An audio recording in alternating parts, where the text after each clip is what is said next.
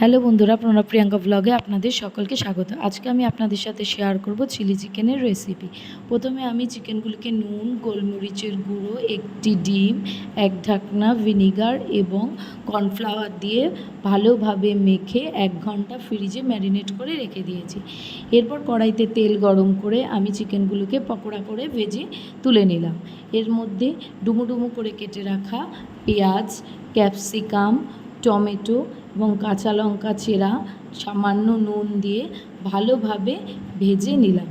এরপর এর মধ্যে আদা বাটা, রসুন বাটা দিয়ে সয়া সস দিয়ে দিলাম এবং আমি টমেটো সসও দিয়েছি, আপনারা চিলি সসও দিতে পারেন। টমেটো সসটা আমরা একটু বেশি পরিমাণে ইউজ করেছি যাতে একটু টকটক হয়। দিয়ে ভালোভাবে নাড়িয়ে চাড়িয়ে নিলাম।